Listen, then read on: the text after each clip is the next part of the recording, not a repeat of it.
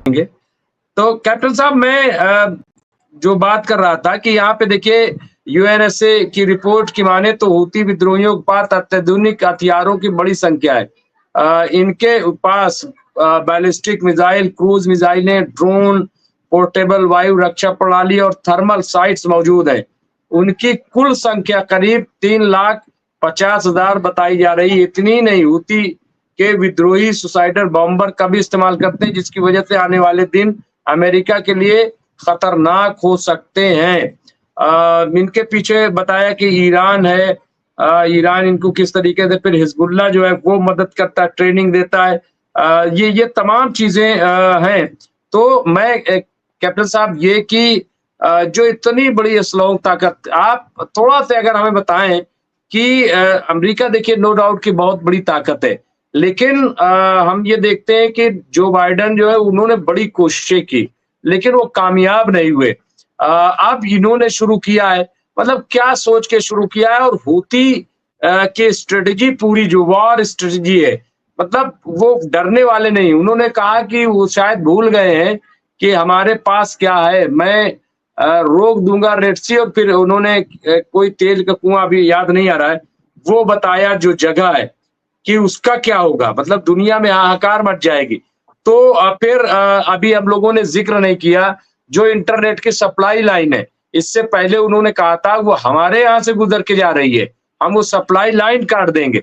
अब इंटरनेट की supply line जो लोग समझते हैं कि वायरलेस, तो एक बार किसी ने हमें बताया था और फिर हमने जाकर के डिटेल में पढ़ी थी कि वायरलेस जैसा हम समझ रहे हैं ऐसा कोई वायरलेस नहीं है। 75% वायर का यूज होता है, और सारे केबल्स जो है अमेरिका से और यूरोप से उसे पानी के अंदर से आते हैं और उसके बाद यहाँ लगाए जाते हैं। फिर वो जा करके वायर, ऐसा नहीं कि अमेरिका से वायरलेस और यहाँ पे हम सब यूज कर रहे हैं, ऐसा नहीं है।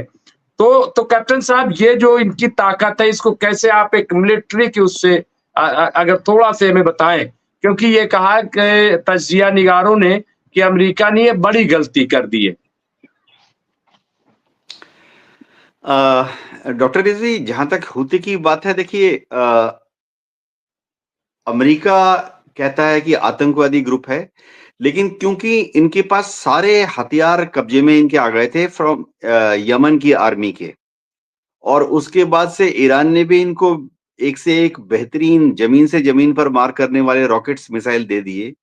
तो इनकी ताकत है, अच्छी ताकत है।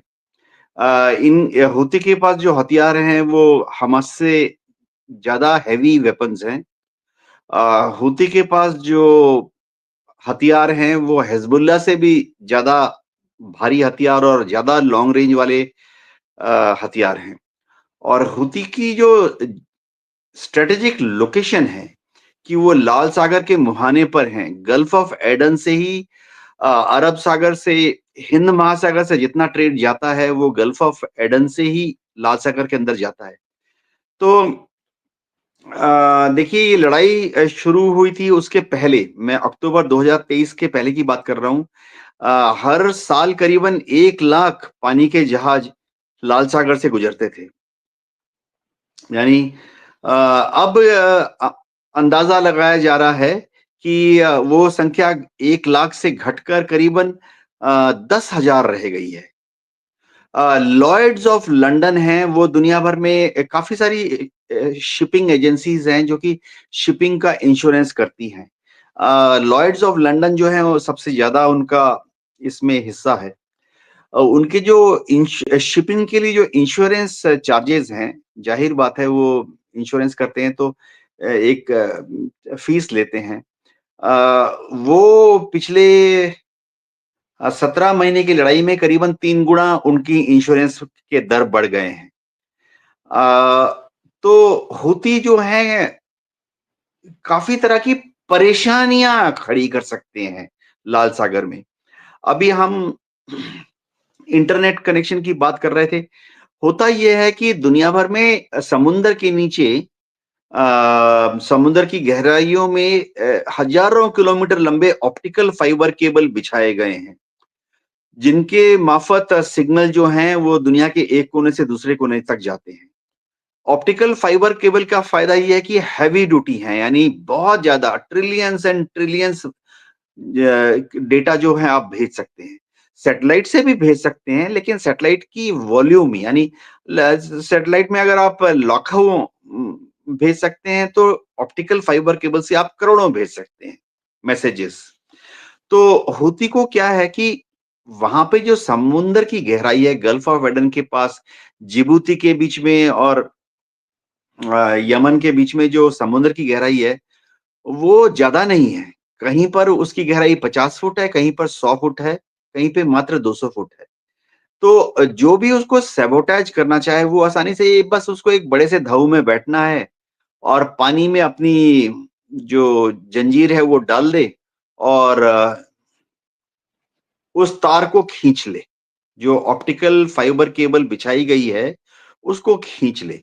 बहुत ही आसान है, इसके लिए मतलब कोई बहुत बड़ी टेक्नोलॉजी की जरूरत नहीं है।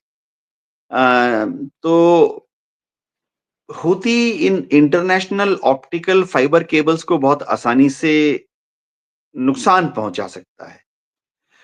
तो उनकी जो जियोग्राफिकल लोकेशन है वो जरा इम्पोर्टेंट है। जाहिर बात है कि जब अमेरिका या इजराइल को चाहिए क्या, उनको चाहिए कि गजा में जीत हासिल हो जाए। तो अमेरिका या इजराइल अगर चाहता है कि गजा में जीत हासिल हो जाए, तो अगला कदम क्या है? ऐसा कुछ अमेरिका को और इजराइल को करना चाहिए कि हिजबुल्लाह हमास की मदद के लिए ना आए। अमेरिका और इजराइल को ऐसा कुछ करना है कि हूती हमास के मदद में ना आए। हूती पिछले 2-3 महीने से शांत बैठा हुआ था, कोई हमला नहीं कर रहा था, हिजबुल्लाह भी। तो अब जब हूती को छेड़ दिया गया है, हूती जाहिर बात है गुस्सा है। हूती में भी जो कमांडर्स हैं, एक दबाव आएगा कि अमेरिका पर, अमेरिकन जो शिप्स हैं उन पर और ज्यादा बमबारी करें।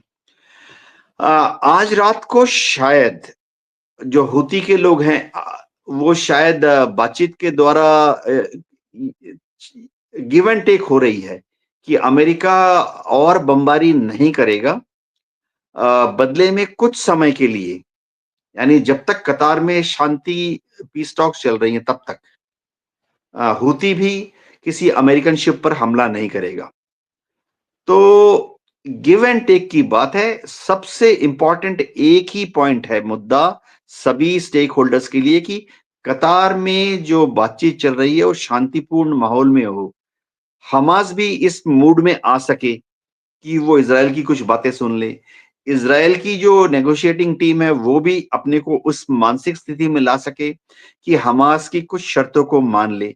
तो इसके लिए बहुत ज्यादा जरूरी है कि आसपास छोटे छोटे वो परेशानियां ना, दिवाली में होते ना छोटे वाले क्रैकर, लड़ी नहीं फटनी चाहिए। अमेरिका भी बमबारी, आज बात चल रही है, आज रात को फाइनलाइज हो जाएगा कि जब तक कतार में सेकेंड फेज सीज फायर के बारे में फाइनल कुछ नहीं आता, तब तक अमेरिका बमबारी नहीं करेगा।